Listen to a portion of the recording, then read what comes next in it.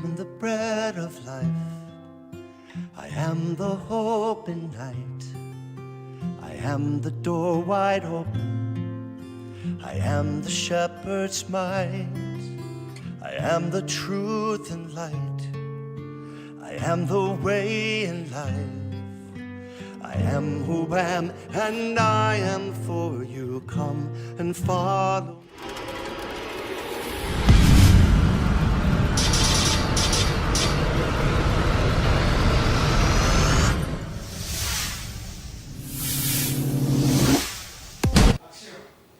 Naramutse neza nanone bakunzi ba BTN, bakunzi bacu, bakunzi b'Imana muri rusange, abakristo, abasenga ku munsi wo ku cyumweru ndetse n'abandi bose bakunda BTN muri rusange. Turabasuhuza ni kiganiro Jambo Gospel Show nkuko bisanzwe cyagarutse. Tugaruka cyangwa se buri munsi ku cyumweru tuza mu gitondo kugira ngo tubafashe kujya muri mood, kujya mu buryo bw'umwuka no mu bwiza bw'Imana mu gihe muba mukiri kwitegura mutarajya mu nsengero zitandukanye zanyu. Ubu rero ni ku cyumweru tariki 27 uyu munsi turaza kuganira ku bintu bitandukanye, ku bintu byinshi kandi byiza. Turaza kuvuga kuri concert ya Ben na Chance, turaza kuyivugaho muri makeya, turaza kureba like nka summary cyangwa se nk'icyegeranyo gito twakoze cyangwa se agace gato twakoze kuri concert ya Ben na Chance. Concert yabaye nziza cyane ku buryo bwiza, abantu bose barappreciatinze, barabishimye, yari igaragaza imitegurire myiza ya concert, yagaragaje urwego rwa concert za gospel cyangwa se uburyo gospel mu Rwanda imaze kugera ku rugero cyangwa se ku kigero cyiza cyane mu buryo ari ibintu byo gushima. Turaza kureba muri make kuko Jambo Gospel Show BTN twari tuhabaye, twarakurikiranye concert ndetse twabonye uburyo yagenze. Turaza kwivugaho muri make, turaza kuvuga ibintu bitandukanye byinshi. Turabwira kuri concert ya Gisubizo Ministries iraza kuba uyu munsi kuri CLA, turaza kuyivugaho n'abari biyitabire. Turaza kubabwira kuri concert ya Brand Blessed iraza kuba uyu munsi, iraba uno munsi tariki 27. Concert yitabirwe n'ibyamamare bitandukanye harimo ba Pasiatons ndetse n'abandi. Turaza kuvuga ku bintu byinshi bitandukanye. Dufite topic uyu munsi nkuko mwana kuri screen zanyu hasi, dufite topic ivuga kwihangana. Turaza kureba kwihangana ni iki, kwihangana se bikorwa gute, kwihangana se umuntu ese ni impano umuntu avukana cyangwa ni ibintu umuntu ashobora no kwiga cyangwa se kwitoza. Turaza kureba ni iki ijambo ry'Imana ribivugaho. By'umwihariko dufite topic yo kwihangana, murayisanga muri mu Bagalatiya ibice 5 kuva ku mirongo 22 kugeza kuri 23 turaza kubirebamo hagati, ariko bitabujwe ko nkuko bisanzwe ko nundi wese ufite amakuru cyangwa se ufite ibyo ashaka kutuganiriza ku kwihangana, ariko nko twababwiye ko dora tubabwira ikiganiro cyacu gishingiye kuri gospel, kuri Bible, ni kuvuga ngo byose tubwira referringa cyangwa se wibaza cyangwa se ugaruka cyane muri Bible, ukatubwira kwizera n'iki, ukatubwira uko byumva, ariko se nimba n'icyanditswe uzikirwa kuko kwihangana sorry, ukavuga nabwo uko icyo cyanditswe kivuga. By'umwihariko twe tuba twabahaye icyanditswe kiri muri Bible, kiri kuri screen yanyu kugira ngo tuze kugenda muri uwo murongo, ariko namwe mukaduha ibitekerezo. Reka dusenge niturangiza dukomeze na gahunda ndetse n'indirimbo ndetse n'amakuru menshi kandi meza atandukanye. Dusenge. Mwami, turagushimira urukundo rwawe n'imbabazi zawe, tugushimiye kuri Imana yacu kandi kuhoraho, tugushimiye kudukunda kandi kutwitaho, tugushimiye kuri imbaraga zacu, uri ibyiringiro byacu, uri imbaraga zacu, uri ubuhungiro bwacu, uri igitare kidukingira ku manywa na nijoro. Mwami, tuguhaye ikaze, tuguhaye Mwami iyi studio, tuguhaye Mwami iki kiganiro, tuguhaye Mwami gahunda yose nguze kutuyobora, tugire neza, tubere Imana, udufashe twambike imbaraga, dukomeze muri byose, tubone presence yawe Mwami. Abashyitsi bacu gahunda tuvugira anga, byo tuganira byose ndetse n'abadukurikiye ubihe umugisha Mwami, mu izina rya Yesu Kristo, amen. Turacyari kumwe mu kiganiro Jambo Gospel, tuba twabanje kwiragiza Imana n'ubundi birumvikana kuko nta kintu na kimwe wakora utiragije Imana ngo kigende neza, ntabwo bibaho, ntabwo bishoboka. Reka batuzamurire indirimbo imwe nziza idufasha gukomeza kuba mu bwiza bw'Imana muri kino gitondo, tugaruke tubabwira amakuru menshi atandukanye, tunavuga no kuri topic yacu.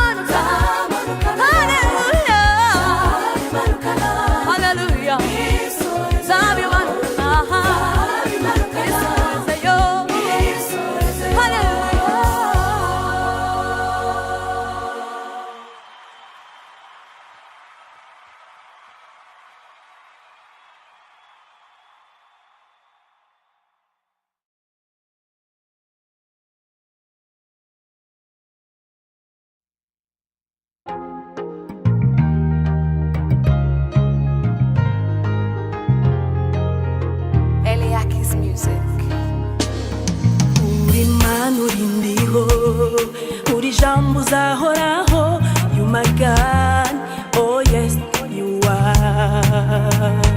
Imbere y'imisozi, mu butayu, mu nyanja, ndetse no mu mataba, uri ndiho. Ukomeza isezerano, urinde ijambo ryawe, time to time. Uri intsinzi yanjye, I won't get enough of you. Uri amahoro y'umutima wanjye.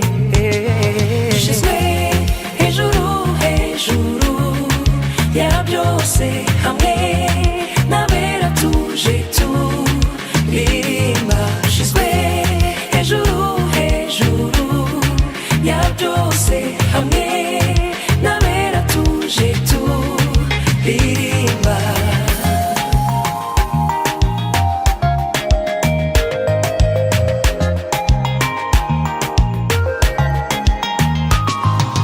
Mana yanjye njyewe nzahora nkuhimbaza, sinzigera nkuvaho, urabaruta bose. Wambereye igihome kinkingira imiyaga, zigumira mu bikari byawe, ewe Uwiteka. Wanyambitse ubutoni, umfungurira imigisha, unyongerera imbaraga, ndagushima Yesu.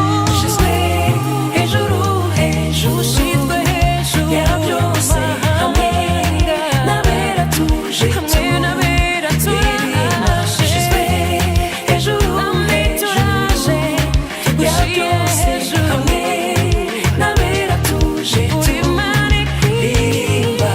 You are my God, wonderful God.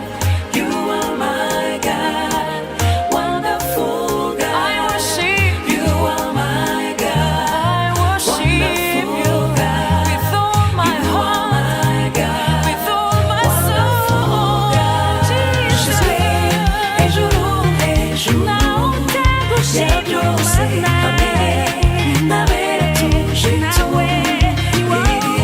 Ushyizwe hejuru, hejuru ya byose, hamwe n'abera tuje turirimba. Ushyizwe hejuru, hejuru ya byose, hamwe n'abera tuje turirimba. Ushyizwe hejuru, hejuru ya byose, hamwe n'abera tuje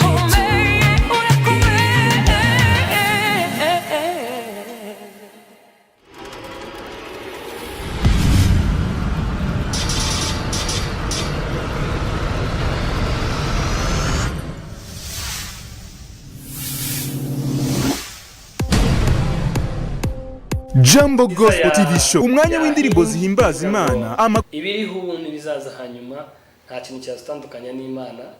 Uko byagenda kose nta kintu tuzo. Ari jambo Paulo yanditse mu Baroma 8:32, aravuga ngo Paulo yanditse aravuga ngo ese n'iki cyatandukanye n'urukundo rwa Kristo, ngo ese n'uburwayi, ese n'urupfu, ese no kugirwa nabi, ese n'agahinda, ese no kubabara.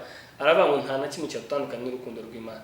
Barakoze cyane Healing Ministries, Healing Worship Team, kutubwira cyangwa kutugeza indirimbo nziza ivuga ngo ibiriho ubu n'ibizaza hanyuma nta kizankura ku mwami. Nyuma yayo twarebye indirimbo nziza ya Gabi avuga ati ushyizwe hejuru, hamwe na mugenzi we bakoranye featuring. Murabibona ndi kumwe na Tina nk'ibisanzwe. Mwaramutse Tina? Mwaramutse neza gusa. Amakuru? Umeze neza? Mwe na Tina ntabwo mwakira, ni mugenzi wanjye, buriya hakira umushyitsi. Umushyitsi niwe wakira n'ubundi. Umushyitsi niwe wakirwa. Tina, amakuru? Amakuru ni meza. Weekend, how was your week? Weekend yari meze muri rusange? Weekend nyine yagenze neza, nta kibazo. ubuse cyangwa n'ubundi ariko sorry turacyayirimo n'ubundi wagize ngo ni nari mbashyize ku wa mbere byari birangiye turacyayirimo urabona imeze gute Shana ndabona hasa nk'ahakonje muri iki gitondo ko habyutse harakonje harimo akabeho n'akavura katangiye kugwa mbese wabonaga ko hari samaso n'iziko zageze ona rero saa 12 gutyo no ufite ari nyimeze gute uraza kumara inyi ndayigura arakoze cyane Tina mugenzi wanjye mu kiganiro partner mwiza kabisa iyo turi kumwe kiba kiryoshye, kiba kimeze neza. Abantu twatangiranye twagize ibihe byiza. Tina nawe urumva ko umeze neza cyane. nanjye meze neza. Turi kuri topic cyangwa se kuri insanganyamatsiko ivuga ngo kwihangana, turi kureba kwihangana. Reka dusome ijambo ry'Imana mu Bagalatiya ibice 5:22 haranditse ngo mbabarire, ariko rero imbuto z'umwuka ni urukundo, ni ibyishimo, ni amahoro, no kwihangana, no kugira neza, n'ingeso nziza, no gukiranuka. Amen. Turashaka kuganira ku ijambo bita kwihangana. Wowe kwihangana bajya bavuga ngo yenda nanjye bavuga ngo kwihangana bitera kunesha. Mu buzima iyo uhuye n'ibigeragezo cyangwa ugahura n'ikibazo runaka ukamenya ukuntu kigendamo ukakihanganira, kumva ko ibize byose atari ngombwa ngo biguce intege, ahubwo ukumva ko ibintu bigeraho bikarangira. Icyo gihe muri wowe ukagiramo kwihangana, ukabyihangana bya bigeragezo by'ibibazo uri guhura nabyo, kwa kuburara utariye nyine ukagiramo wumva ko ejo bizashira nawe ukabona ko hari icyo uzageraho muri wowe. Naho iyo udafite kwihangana ushobora guhita uhubuka ukivumbura ukajya gute, ugasanga ahubwo hari ibyo ukoze bitari ngombwa wahubutse. Ariko iyo wihanganye ukihangana cya kigeragezo ugashyiramo no gusenga, Imana nayo iragufasha. Kwihangana ngiye ku bwanjye uretse kuba ari imbuto y'umwuka wera, niko ijambo ry'Imana tubwiye mu Bagalatiya ibice 5:22 bavuzemo imbuto nyinshi ariko bavugamo no kwihangana. Kwihangana numva ari igikorwa cyangwa se uburyo igikorwa cyo gutegereza ikintu runaka, haba ari ikintu ushobora gutegereza uri kunyura mu bibazo bikomeye, ariko ugategereza kugeza igihe uzakigereraho. Ubwo ni uburyo bumwe. Ikindi numva kwihangana ari nk'uburyo ari nko gutumbira ikintu runaka. Nkavuga ko iyo umuntu afite kwihangana rero, iyo utumbira ikintu runaka uko byagenda kose ushobora kugitumbira unyura mu bihe byiza cyangwa bibi. Cyangwa bibi. Ariko cyagiye iyo wihanganye ufite no gusenga, byanze bikunze bya bihe ubivamo. Hari abantu badashobora kwihangana, ugasanga umuntu yagiye gushakira igisubizo aho kitari, ugasanga afite abavuzi yagiyemo abandi bagakondo, ugasanga icyo giye kwihangana murebe byamunaniye. Ariko iyo ufite kwihangana, biyongeye kwihangana bijyana no kwizera. Kwihangana kwawe uba wizeye ko ibyo bintu bitazahoraho, uba wizeye ko Imana izagushoboza ukabivamo bya bigeragezo utagiye gushakira igisubizo aho kidakwiriye. Ijambo riri muri Zaburi, sindi kwibuka neza igice, ariko riravuga ngo ahari kurira kwararira umuntu, none ngo mu gitondo impundu zikavuga. Urumva wa mugani wawe kwihangana ni ukwizera yuko ibihurimo bizarangira, noneho ugategereza cya gihe bizarangirira, ugategereza igihe uzaba ugeze mu bindi bihe byiza byo gusubizwa kwawe. Urumva udafite kwizera guvuza akantu keza, udafite kwizera nta nubwo wagira kwihangana. Kandi abantu bakunda guhubuka kenshi nuko babuze kwihangana, baba babuze kwihangana, nta no kwizera baba bafite. Warahubuka agahita agenda agakora ikintu kidakorwa, ahubwo nyuma nibwo aza kuvuga ati iyo mbimenye, kandi ijambo iyo mbimenye rwose. Ubwo rero turabwira abantu bose turi kumwe muri kino kiganiro, mugire kwihangana. Wowe waba urwaye uri kwa muganga, waba uraha ufite ikibazo kigukomereye, uri mu kigeragezo, wowe pfukama usenge kandi wumve ko kwihangana gutera kunesha. Kwihangana bitera kunesha. Urana tuvuge ari nk'abanyeshuri, dufate nko ku banyeshuri.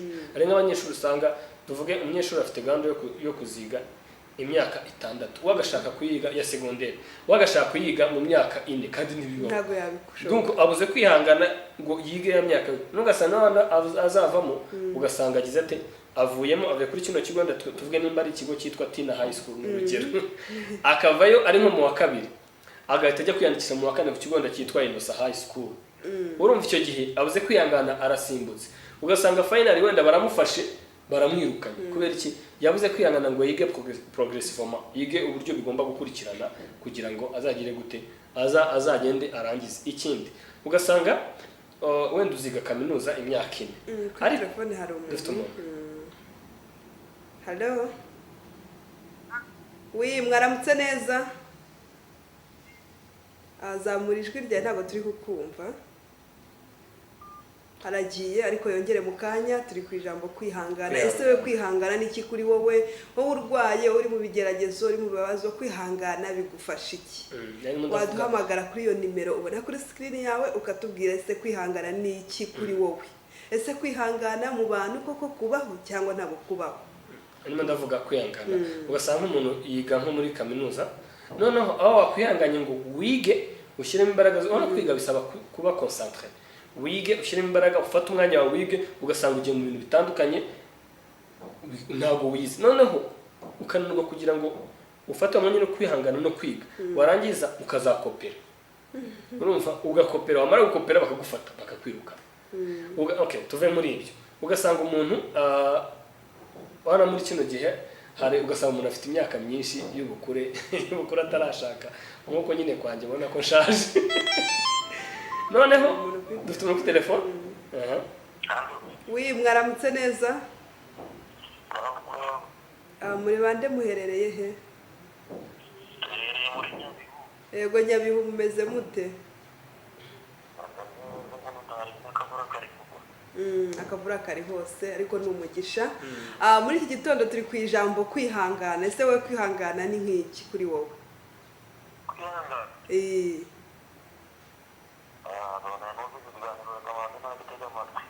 Sawa sawa, urakoze. Okay, nandimo ndavuga nayitega amatwi tusuze n'abantu bari muri za Nyabihu bose, tubone kubasuhuza, tubifurije ibihe byiza n'igitondo cyiza. Dufite undi?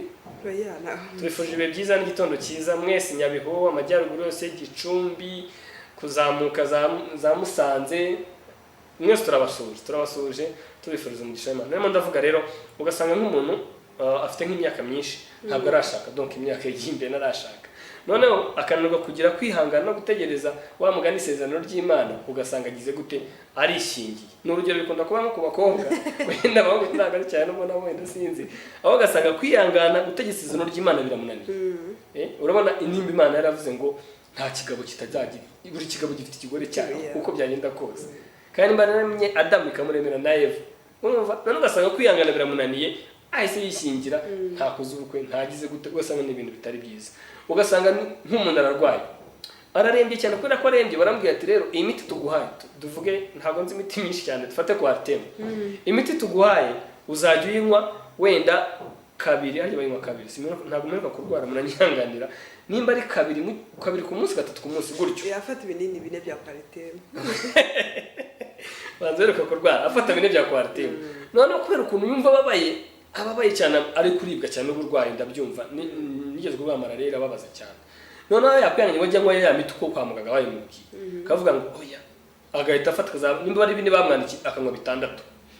Cyangwa hari n'ukora gutyo akumva ko yenda kwa muganga batamuvuye, akabona kwa Arteme arazimaze nimba 24 gutyo, ugasanga arazimeze ntari gukira, batahati barakuroza ati tugende mu Banyarwanda. Kwa kwihangana kwihangana ngo nk'imiti uko bayimubwiye, ugasanga wowe ugiye hahandi utarukuriye kujya, utarukwiye kubona igisubizo. Kwa kwihangana kwawe kurabuze, kwa kwizera Imana yakuremye ukumva ntako, aho ukajya gushaka abandi bantu bakuvura.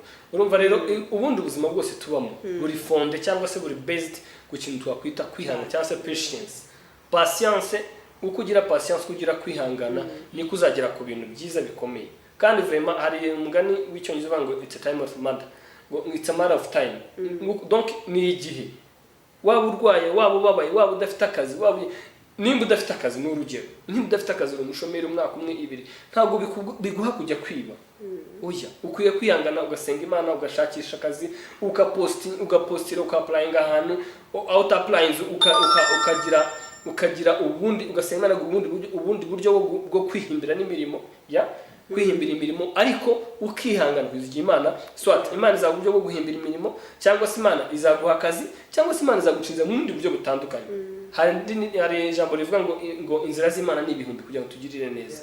Rero ugomba kugira kwihangana mu buzima bwose wa burimo. Abantu murwaye vraiment Imana mwihangane muzakira mwihangane kandi Imana mukomere kandi nta abantu muri abashomeri mwihangane Burya mugire bajya bavuga kwihangana ngo- ntuzajye kwiba kubera ko uri umushomeri bajya bavuga ngo nta kiba gitunguye Imana ikintu Yeah. cyose kikubaho Imana ibikizi niyo mpamvu rero nakubwira ngo mu bigeragezo byose waba urimo ihangane ihangana uko byaba bimeze kose ubuzima bwose uri kunyuramo wa mugani ngo nta joro ridacya wa mugani nta n'imvura idahita ya so twihangane buriya nawe ushobora kuba ufite ikintu urimo uranyuramo cyane. nanjye mfite ikintu ndimo ndanyuramo umuntu wese n'uri kudukurikira ufite ikintu urimo uranyuramo gitandukanye kandi kiwenda gikomereye ubuzima bwawe rero gira kwihangana wa mugani wa ambassadors niwe baririmbye ngo wiganya cyane wirira cyane nshuti Oya, ukomeze ntago kose ari ambassadors nibona ni Nuza Ni. ni hano ni hano Kacyiru Mhm. ni korali ya Kacyiru ntabwo ngiye rero indirimbo nyinshi Hello Hello yagiye kuri telefone Aragiye. urumva abo bantu nuba iyo korali ntari kwibuka neza Nayo ntabwo nyibuka yanyise ambassador neza. ariko bararimba kimwe by the way bamugana nawe ngo nta musanze nta rubavu bose baririmba kimwe kandi neza ku majwi meza nuba ariko baremye ngo wiganya cyane wirira cyane nshuti ukomeze kose gira kwihangana sibyo jya unashima urumva turayibashakira mu kanya turayishyiraho rwose ukomeze kose mu buzima bwose gira gute gira kwihangana kandi kwihangana gutera kunesha umugani bimwe wavuze ariko nyemera ino ndirimbo nanjye ndumva ingiyemo ifashije iyi ngiyi yo kwihangira kwihangana iyo korali nyine Eh, barayidushakira Barayidushakira. abari muri tekinike barayidushakira rwose wumva ukuntu hari abantu bavuga ngo ese ngo ushaka nyuma ngo inkweto nziza ngo ese ngo udafite ikirenge bivuga ko ari udafite ikirenge none abandi bavuga ngo urashaka ibihumbi 10 ngo by'amanyarwanda ariko ngo harimo ngo umuhaye Udafite kimwe n'ijana. umuhaye bari kimwe ngo yabaho neza urumva rero ubuzima bwose ugomba kugira iki kwihangana rero tukirugana kuri topic yacu namudu ibitekerezo team habaye concert ejo bundi muri Serena uzi ko twari twagiyeyo na BTN by'umwihariko ikiganiro cya Jambo Gospel twabonye concert nziza cyane Ya reka Ben na Chance. tugiye ya Ben na Chance tugiye kurikirana muri makeya dukurikirane kuri telefone kuri yawe. telefone dufite umuntu Hello Hello yagiye kadurebe Yagiye. iyo concert tugiye kurikirana muri makeya turebe concert ariko yari nziza pe yari nziza abantu bose bahageze yari concert nziza ikindi by'umwihariko bashimiye BTN bashimiye n'ikiganiro cyacu urumva vraiment turabashimira natwe natwe turabashimira cyane tubayeho kubera mwebwe abantu mufite amakonseri muze dukore umurimo w'Imana ahangaha dutangaza amakonseri yanyu kugira ngo hazagire kuri telefone hari umuntu Hello telefone size ikibazo yagize ariko bakomeze bahamagara urumva rwose twagize ibihe byiza muri Serena twagize ibihe byiza kandi turashimana ko yagenze neza turareba aka resume cyangwa se ni samare abantu bari muri control bakadushyiriraho bayidushyiriraho noneho tukareba uburyo ndetse n'abatarashije kujyayo mukareba uko byari concert bimeze yari imeze muri makeya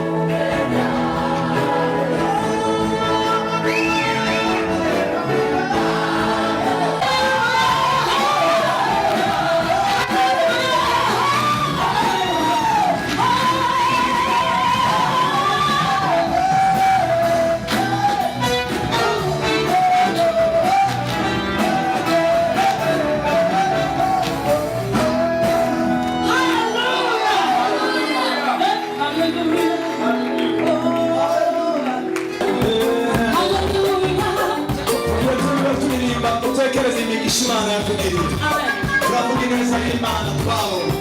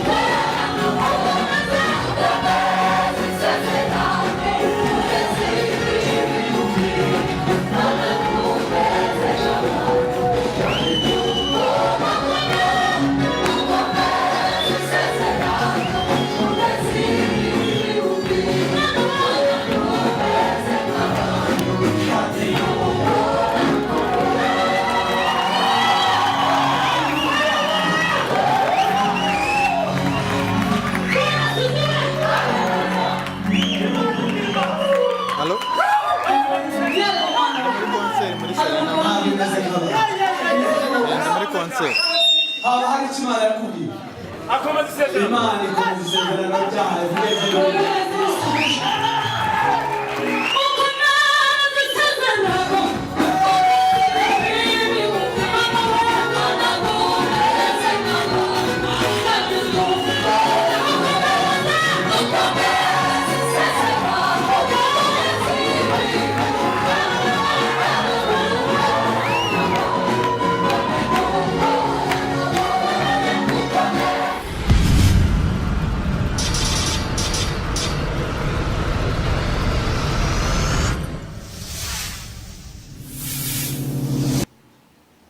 wabonye ko yari concert nziza cyane yari concert ishyushye cyane ngira ngo mwabyiboneye Ben na Chance rwose bari mu mwuka abantu bari buzuye ntusene yari yakubise yuzuye kandi nibyo twase tugana na mugenzi wanjye umwe tuvuga uburyo muri kino gihugu hari ukuntu iyo wakoresheje concert ugafata ari ministeri hano abazwi cyane iyo wayafashe uko byagenda kose ni nko gufata nyine abantu igihugu mu rwego rwa gospel bose baraza hari harimo Alarm Ministries ifatwa kugeza nka ministeri ya mbere mu gihugu ifite imbaraga mu buryo bwose bushoboka bakongera bakagira healing worship team urumva bari bafite kabisa impande zumvikana kandi byagaragaraga ko ya concert iri bwitabira urabona ngira ngo mwabonye ukuntu abantu bari buzuye kandi babonaga ko n'abarimo bahimbaza Ben na Chance ndetse n'itsinda bafatanyije bari abantu ubona ko ibintu barimo gushyushya abafana babo wabonaga ko ari ibintu abantu dufite umuntu kuri telefone dufite umuntu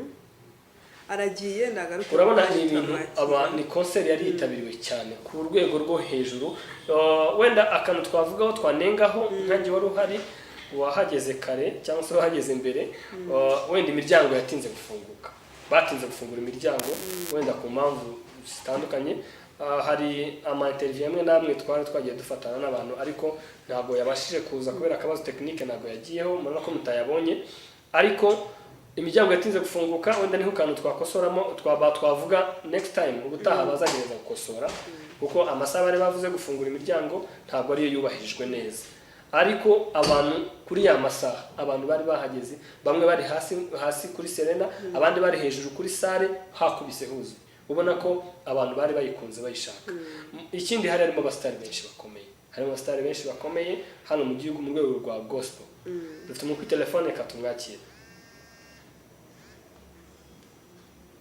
oui mwaramutse neza ushaka muri Rose ayi mwana aribeshye ntabwo turi mu gihe cya Gorirosi ariko buriya muramba baratuye tubanga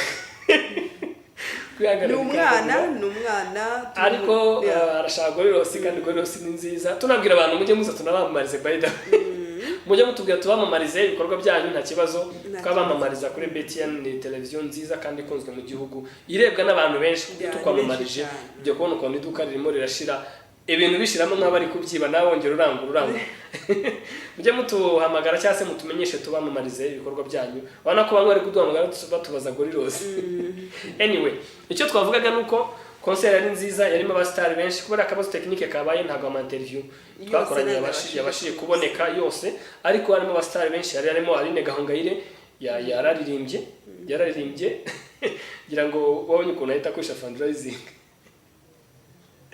Aline Gahongayire yakoresha fundraising barabibonye yakoresha fundraising akigera kuri stage ngira ngo n'akantu kavuga katunguranye nakantu katunguranye kuko ntabwo gakunda kubaho mu makonseri ntabwo gakunda kubaho ngo ubone umuhanzi ahise azageze kuri stage ntabwo abandi bahagera bahita baririmba iki ariko yarahageze atangira guhamagara abo baririmbanye iki batangira gukora fundraising yahise akora igikorwa twavuga ko ari na cyiza kubera ko nubwo cyatunguranye cyo guhita avuga ati dukeneye ko Ben na Chance bajya kuruhuka ntituzi wenda igihe bazagendera ariko Aline Gahongayire yayoboye iki gikorwa iyo fundraising avuga ati bajye kuruhukira Zanzibar mu birwa bya Zanzibar ubu wenda ejo n'ejo bundi tubizi ushobora kujya kumva mukumva Ben na Chance bagiye Zanzibar Gahongayire agitangira iki gikorwa yahise ashyira 30 uwo mwanya abandi bagenda bakurikira buhoro ariko ko nuze fundraising yagenze neza ako ni nko twavuga ko ari nkako gashya kagaragaye niko gashya kuko nta handi kajya kaba katari kandi iteguwe ariko Aline Gahongayire yaraserutse yararirimbye ikindi yafashijwe n'abantu bagiye barepetana mu buzima busanzwe bamubereye abagirija nk'uko nawe yabisobanuye ari kuri stage. Ikindi twavuga abandi basitari bari barimo Mike Karangwa yarahari. Mike Karangwa umugabo umenyerewe cyane muri showbiz yo mu Rwanda, uzwi cyane bamuzi benshi ku Isango Star, numva nawe kenshi azwi, ariko ndetse no muri Miss Rwanda.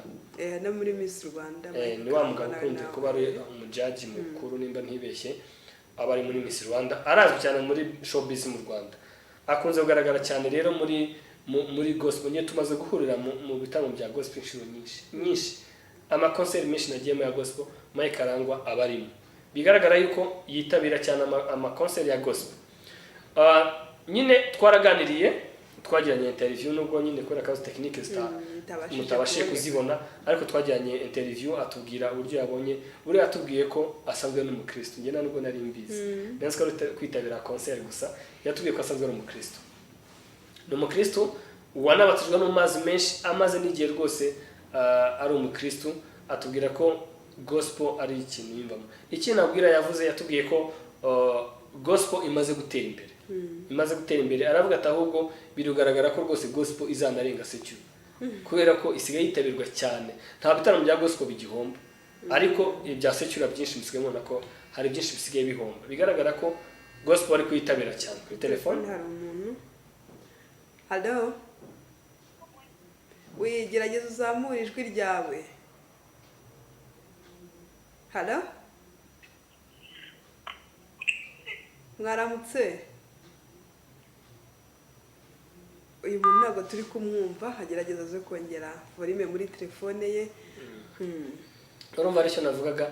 Mike Karangwa yatubwiye ko muri interview twagiranye, yatubwiye ko gospel mu Rwanda imaze gutera imbere ku buryo bugaragara. Nizo example twatuma turavuga, abahanzi bo muri secular barihangana, ariko hasigara ikibazo kigaragara ko ibitaramo byinshi byabo birahomba kuko biragaragara. Ariko gospel ibitaramo byayo ubu navuga ko twavuga ko Mike Karangwa yavuze ati bigaragara ko ari igihe cya gospel. Abantu bari kwitabira gospel cyane, abantu bitabira amakonseri ya gospel. Amafaranga yose waba wishyuje, ibyo nta kibazo babwiye, nta kibazo byo uko yabangana kose. Yaba nk'iriya konseri ya Bena Chance bari bishyuje 10,000 muri VIP, 5,000 iruhande rwa VIP n'ibihumbi 3, ariko hari hakubise huzo. Ubona ko rero gospel vraiment coup de chapeau, muri twara neza abahanzi bacu.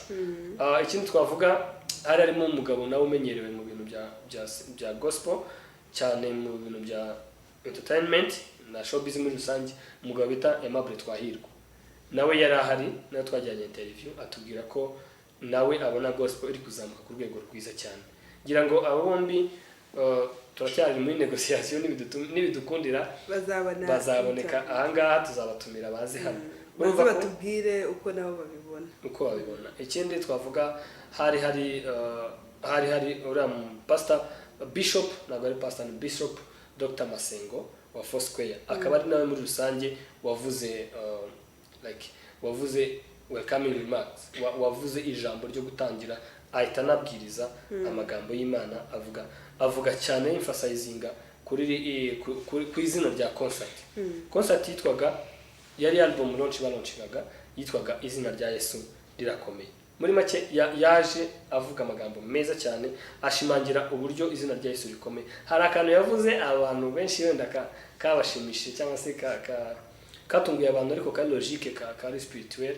Ahantu yavuze aravuga ngo hari umuntu ngo yasuye ngo asanga afite umwana ufite izina riri compliqué, twa tuzina nyine twaje ubu ngubu tuba tugoranye. Noneho ngo arabatsi iri zina warivanye he, aramubwira ati hari website ujyaho ugashaka izina. Noneho ngo niho yarishatse, aramusobanura ati n'ubu ngubu naracyangoye kurivuga no kurifata, ariko arangije ashaka kurefera cyangwa se kulinkinga n'iki. Aravuga ati ariko izina rya Yesu ni izina ritabaye downloaded.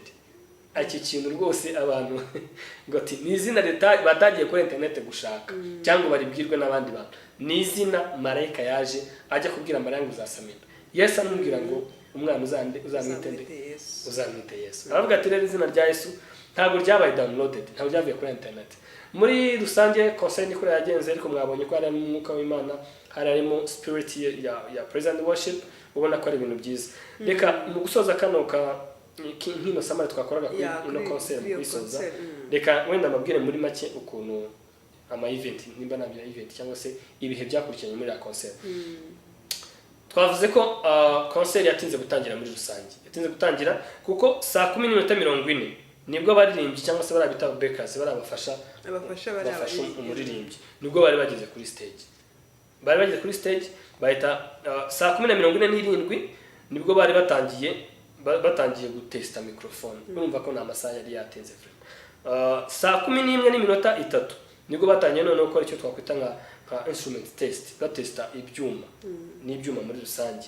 Saa 11:10 nibwo aba MC bari bageze kuri stage.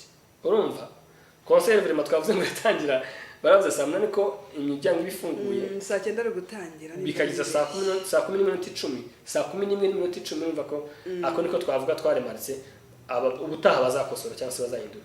Saa 11:10 nibwo aba MC bari bageze kuri stage batangiye kwemsinga kuganiriza abantu. Aba MC yari umwe mu bamenyera hano mu itangazamakuru cyane bita BPO. BPO umunyamakuru wo kuri RBA wanabikoze neza. Niyo wari MC agafatanya na mugenzi we twa Kamarade. Saa 11:14 nibwo Dr Masengo yaje avuga ijambo ryo kwakira abantu kuba welcominga, ariko by'umwihariko ahita anabwiriza cyangwa se avuga ijambo ry'Imana ryo munsi yabwirijeho muri Yohana ibice 2 umurongo wa mbere kugeza ku murongo wa 3. Saa 11:38 Alarm Ministries nibwo yari yeze kuri stage batangira baririmba indirimbo nziza zabo, harimo n'umugisha kumenya Yesu, baririmba hashimwe izina rya Yesu, baza gusoreza ku ndirimbo yabo turakomeye, indirimbo ikunzwe. Icyo twavuga alarm ikihagera abantu bose barahagurutse, bigaragaza ubudasa alarm ifite muri kino gihugu. Bose barahagurutse, Serena Yusiti yaguruka uhereye muri VIP kugeza ahantu hose yashoboka, bararirimbana kugeza barangije. Nyuma hahise saa 12:05 nibwo noneho Ben na Chance bakiriwe kuri stage binjira neza. Wabonye band yari afite band nziza iri kumucurangira, irimo uriya mugabo w'Igota Masimbi wanacuranze yacuranze gitari neza cyane, yakoze muri gitari abantu bose barumirwa. Donc yazanye ubuhanga uriya mugabo rero nibo bwamenye nari mubonye, ariko kumuhuza na Ben na Mima kuri Sente. Mima nani umugabo w'umuhanga ufatwa nk'ari nimero ya mbere mu gihugu kuri Synthetizer. Kumuhuza rero na Mima ni ibintu bakoze muzike iryoshye cyane ku buryo abantu bose bumvaga ko ari muzike iyonguruye. Ikindi twavuga nuko bakoze jazz. Abantu bazi injyana ya jazz niyo njyana baririmbyemo mu ndirimbo nk'ebyiri cyangwa 3 za mbere, baririmbye jazz cyane, jazz isukuye kandi nziza vraiment. Ikindi twavuga bageze kuri stage saa 12:05 batangira baririmba indirimbo yabo bita Ineza y'Umwami Yesu, bakurikiza indirimbo yitwa Humura amaso yanjye, bakurikiza indirimbo yitwa Impundu Amashi n'indirimbo nayo yagiye ifasha abantu cyane. Nuko concert muri rusange yagenze, nibwo haje kugenda bakira none n'abandi baririmbye inyuma, baza no kwakira na Healing Worship Team. Muri rusange concert ya Ben na Chance nuko yagenze, ariko twavuga ko yagenze neza.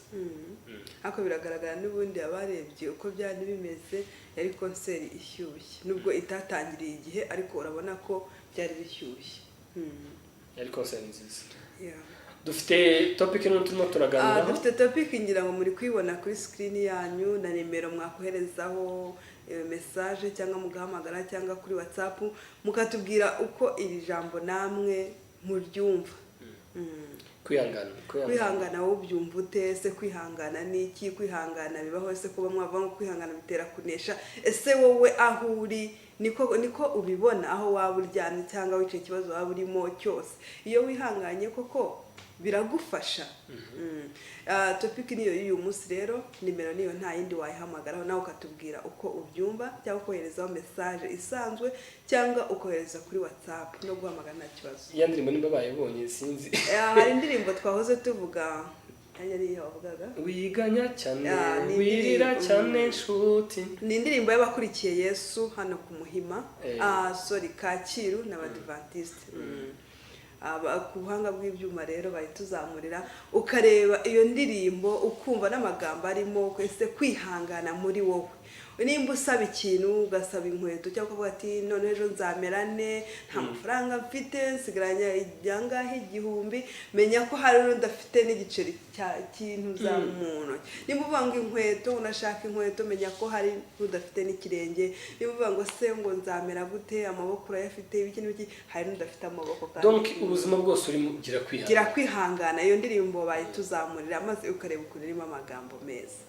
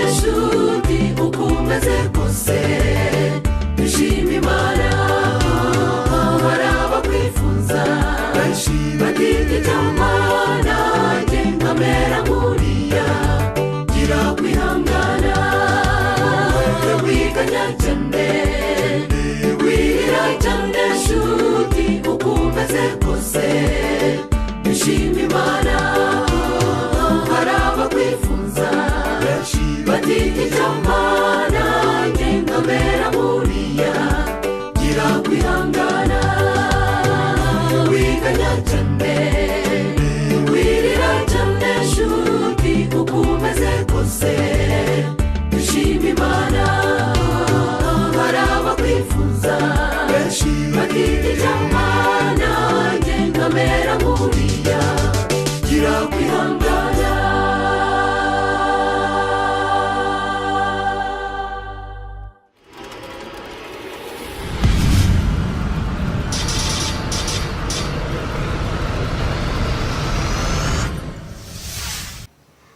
aha indirimbo niyo rero gira kwihangana muri wowe. Mwabonye uriya muntu wari urimo yarihanganye nta maboko yari afite, ariko ibintu byose yabikoraga kandi ubona yishimye anezerewe. Ugira kwihangana rero iriya ndirimbo mu bintu byose umuntu agomba gukora ugire kwihangana mu bintu byinshi cyane rwose. N'udukurikiye muri aka kanya ukumva ko wihebye wumve ko mu ijuru hari Imana, kandi ujye wumva yuko nimba uri muri ubuzima wita ko ari bubi, iyo ari ubuzima bwiza Imana iri bajya bavuga ngo iyo uhuye n'ikigeragezo imbere haba hari igisubizo.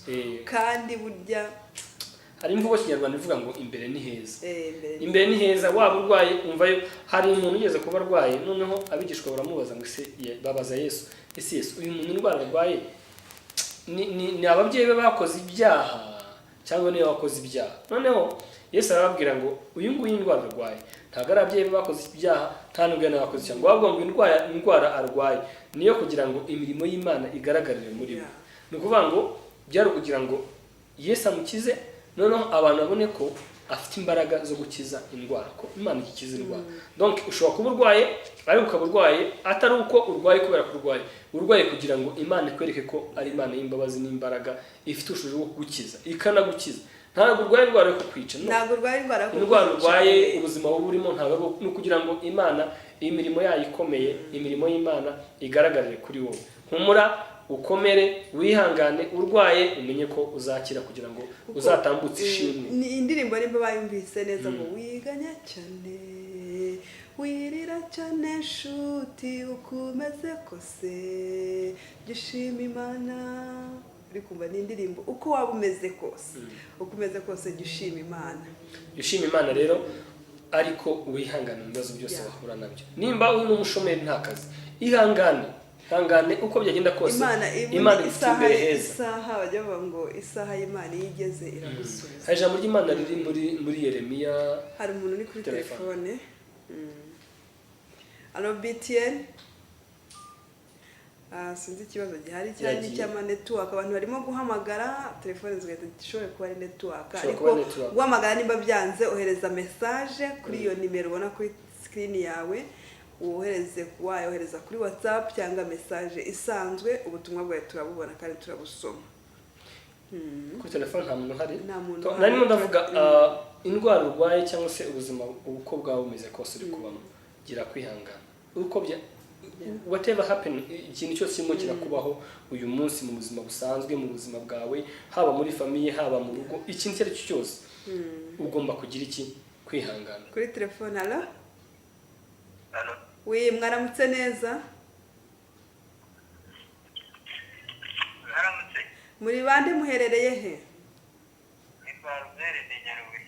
Yego Nyarubuye, mumeze mute? Bravo. Wabonye ijambo turi kuganiraho muri iki gitondo? Halo? Turi kuganira ku ijambo kwihangana. Kwihangana ubyumva ute nkawe? Kwihangana. Ubyumva ute muri ubu buzima? Kwihangana. Ntabwo yuko ari kubasha kwakira ibikubayeho byose. Ese ubona hari abantu bashobora kwihangana kuri iki gihe? Abantu barabishobora? Ntabwo navuga ko ari abantu bose babishobora, ariko hari bake babishobora. Urakoze cyane. Yego, murakoze nawe. Twakira undi muntu kuri telefone. Halo?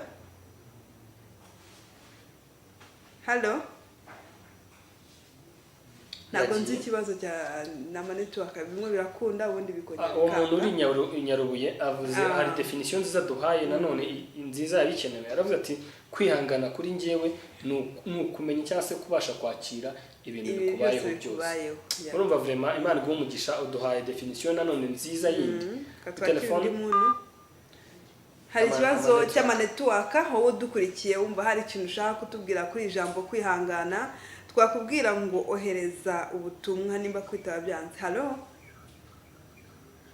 Halo oui mwaramutse neza ego muri bande muherereye he dukunda gukurikira indirimbo za gospel yego turabashima yuko mutugezaho indirimbo n'amagambo meza yego murakoze ariko icyo twashaka kubasaba nk'abakozi b'Imana kugira ngo nk'abakozi b'Imana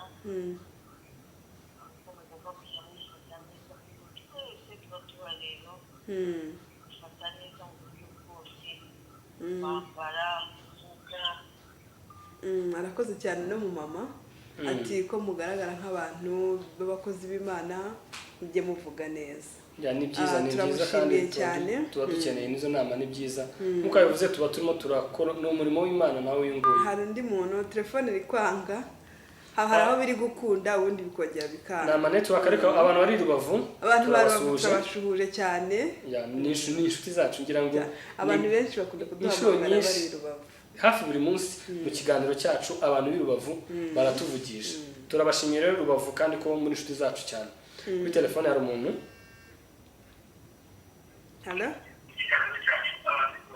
Halo uyu muntu najye kuri televiziyo kuko ari kuvuga ari mugenzi wacu ukora hano ngivuga ngo nawe urasira isandi mu rusaku ntabwo wavuga ushaka kwiyumva ngo kuri televiziyo donc cyangwa se nimba agiye gwasingoma ko ajyana kure yagabanya volume ya televiziyo ubona agahamagara. Halo oui mwaramutse neza oui turabumva. Halo muri bande muherereye he? Mherereye Masaka. Ego Elisa waramutse ute? Naramutse neza. Wabonye ijambo turi kuganiraho muri iki gitondo? Bijyanye n'ijambo ry'Imana. Ego Elisa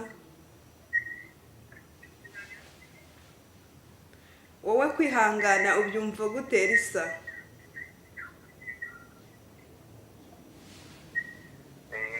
Turabashima cyane ko kuko kwihangana ni ukunesha.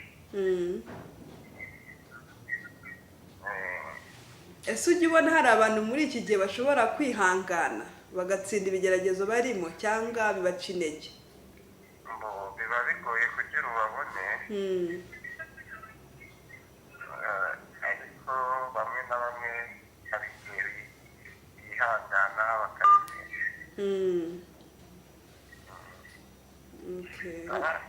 Murakoze tubakurikira hano Masaka turabukurikira cyane turababona neza. Ego murakoze kandi namwe Imana ibahe umugisha i Masaka.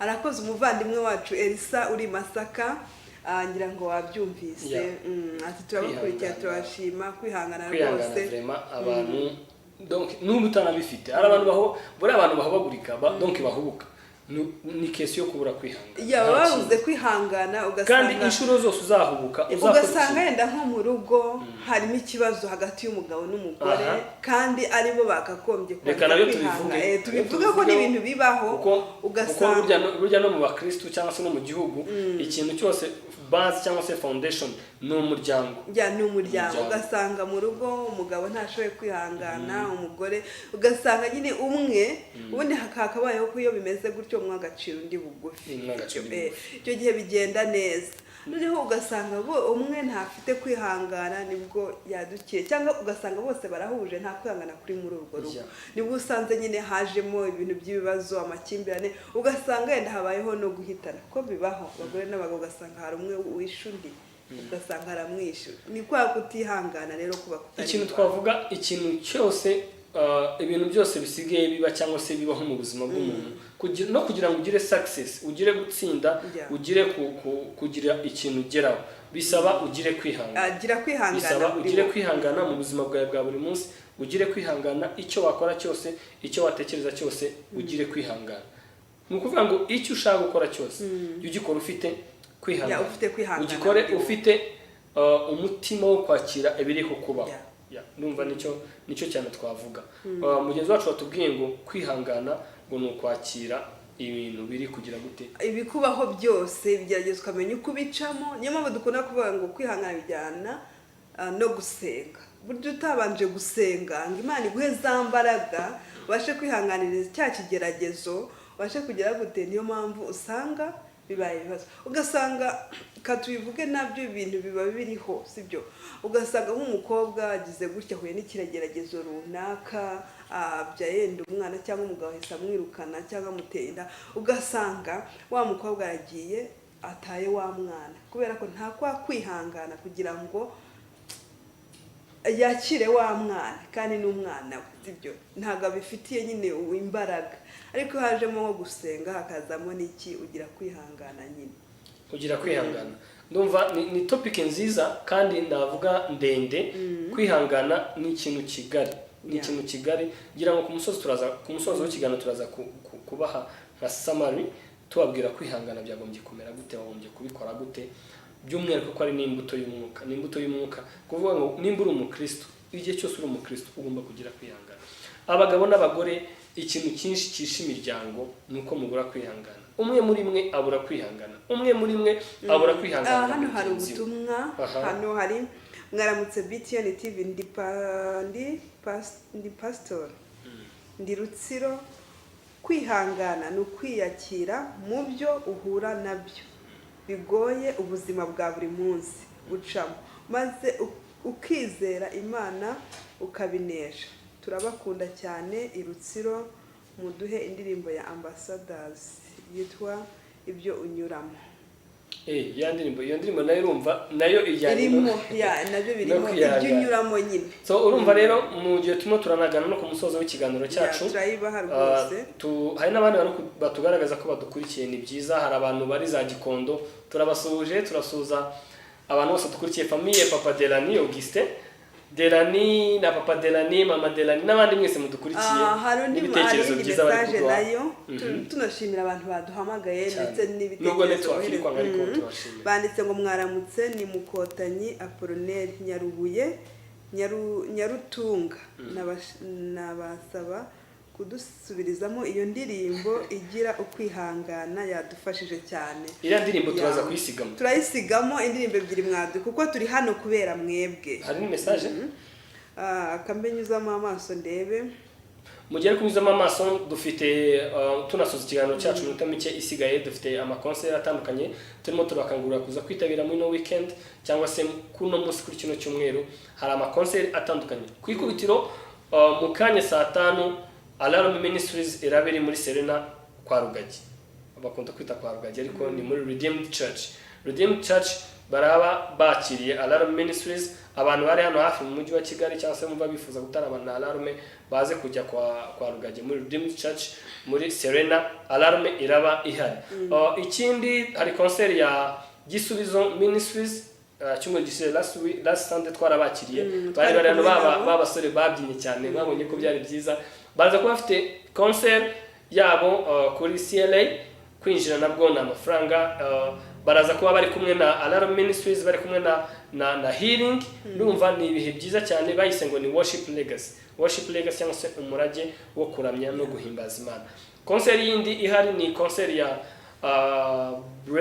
Brian Blessed araza kuba nawe afite konseri uyu munsi ku itariki 27 aho ari buze kuronshinga indirimbo cyangwa album twarabaki kumwe hano ubwo yatubwiraga ko arabari kumwe na Patient araba ari kumwe na Tons araba ari kumwe na Billy wo muri Alarm Ministries araba ari kumwe na Beautiful Ashes ndumva biraza kuba ari ibihe byiza biraba ari ibihe byiza. Hari ubundi butumwa ndimo nshishamo amaso mwaramutse icyumweru cyiza. Ngewe icyo navuga nuko kwihangana bikenewe ariko ntibidukundira kubera imbaraga nkeya za muntu. Okay. Ariko ahangaha iyo ufite gusenga muri wowe uvuga uti mfite gusenga gushikamye guhamye muri ngewe byanze bikunze kwihangana bishobora. Amasaha arageze mu gusoza ikiganiro duheza bari conclusion yawe. Amasaha arageze ariko hano hari ubundi butumwa kuri WhatsApp bura nasomaga ntagaruri bwo kuri WhatsApp na message zisanzwe ariko hano hari umuntu wohereje ubutumwa kuri WhatsApp yavuze ngo kwihangana biba bikenewe mu buzima kuko nibyo byatuma turamba ku isi kuko tutihanganye ntitwana kwihanganirana. Ni akantu keza cyane uyu muvandimwe yohereje ati tudafite kwihangana ntabwo twara. Dufite umuntu wanyu kuri telefone. Ni message zakomeje kuza ziri kuri WhatsApp barimo kugenda bohereza. Topic yabaye ngari. Yabaye ngari cyane. Yabaye ngari kandi tutabla. Twemere dusoza ikiganiro ko topic ni ngombwa ni mu bikenda tuzayisubizamo ubutaha tujya dukora tugasubizamo topic twenya tukayiganiraho ni mu bikenera twakongera tugafata nka second round tukayiganiraho next Sunday nta kibazo tuzayisubizamo tuyiganireho urabona abantu benshi bashaka kuyivugaho message abahamagara bigakunda bikanga kuri WhatsApp hehe hose ubutumwa bwanyu twabonye kandi turabashimira cyane tubabwira ngo mukomeze mwihangane mwumve ko mu ijuru hari Imana wumve ko igihe cyose ufite gusenga muri wowe ushikamye wizeye kwihangana conclusion yawe umwanzuro wanjye kuyenya ariko n'umwanzuro ubuno munsi kuko bigaragaye ko bakeneye ko tubivuga baracyakeneye ko umwanzuro uyu munsi ni kuri wowe umwanzuro wanjye nyine kwihangana nkuko njye hano nabire kuri randirimbo hari umuntu yari ihanganye atitaye uko yabuze ingingo z'umubiri kandi wamubonye none indirimbo nubwo bongeye bakayisaba tuza kwibasubizamo iyo ufite kwihangana uranesha kandi iyo ufite kwihangana uvanze no gusenga bya bibazo n'abakubonye mu muhanda ugenda babona ko nta n'ikibazo kandi muri wowe warashize. Niyo mpamvu nabwira umuntu wese udukurikiye muri aka kanya twabanye kuri iki kiganiro gitangira nkubwira ngo gira kwihangana muri wowe wumve ko Imana itagushyize kuri iyi si kuri w'ibigeragezo uri w'ibibazo wumve ko ucitse intege ahubwo senga ubwira Imana ati mfasha nihangane. Hari umuntu ushobora kuba ari kumwe n'umuntu abana n'umuntu bati ngiyewe kubera gusenga ndihangana agasa nk'urenza kandi kwihangana bigatera kunesha. Nge nabasaba rero ko mwagira kwihangana muri mwebwe. Ariko cyane Tina kuri like conclusion duhaye cyangwa umwanzuro aduhaye uyu munsi nanjye cyo numva navuga mu gusoza ikiganiro cyacu tugisoza navuga ngo kwihangana icyambere kwihangana no kwakira ni imbaraga zo kwakira ubuzima cyangwa se ibihe uri muranyuramo inshuro nyinshi biba binakomeye kuko wihanganira ikintu gikomeye ubuzima bukomeye bugoranye ni uburyo bwo kwakira se imbaraga zo kwakira ubwo buzima situation runaka y'ubuzima uri kunyuramo. Ikindi navuga nuko dukwiye kugira kwihangana nk'imbuto y'umwuka. Ikindi navuga mu gusoza nuko kwihangana bijyana cyane no gusenga ndetse no kwizera Imana wizeye yuko ijambo ry'Imana rivuga ngo muri Zaburi ngo ahari kurira byararira umuntu byamurarira arira nijoro yararira ngo ariko mu gitondo impundu zikavuga. Kandi ijambo ry'Imana rivuga muri Yeremiya ngo nzi ibyo nibwira kubagirira ni byiza si bibi kugira ngo baremere umutima baremere ibizaza hanyuma byiza. Ni ukuvuga ngo rero tugire kwihangana mu buzima bwose turimo twizeye ko Imana ishoboye kutuhindura amateka ejo n'ejo bundi Imana izaduha ubuzima bwiza kandi izatuvana mu bibazo turimo na situation mbi y'ubuzima turimo itugeze aheza. Tugire kwihangana dusenga twizera. Ndumva niyo conclusion yanjye icyumweru gitatuzongera tuyisubizemo iyi topic tuyiganireho tuyirambure. N'abadusabye indirimbo niyo twasoreza ira ndirimbo yo kwihangana bari basabye ni ambassadors twazayitangiraho kuri cyumweru ariko dusoreze kuri riya ivuyeho gira kwihangana abakurikiye. Ndumva twakutuza abantu icyumweru cyiza. Turashimira abantu twabanye muri iki kiganiro by'umwihariko equipe technique kuri kamera zose za BTN dufite umusore mwiza cyane Ernest akaba ari tubashije kubagezaho amashusho meza. ikiganiro uburyo cyari kiteguyemo cyangwa se cyabageragaho dufite umusore mwiza muri control room cya technical room umusore Eric turabashimiye cyane mwese ndetse n'abandi mwese badukurikiye ku Gisenyi Gikondo Bugesera ahantu hose ku isi yose turabashimiye twabifuriza icyumweru cyiza mugire icyumweru cyiza kandi muhahe muronke mugire umugisha Imana kuko kwiza kw'Imana Yesu Kristo Yesu abatwikira umunsi mwiza nawe utaha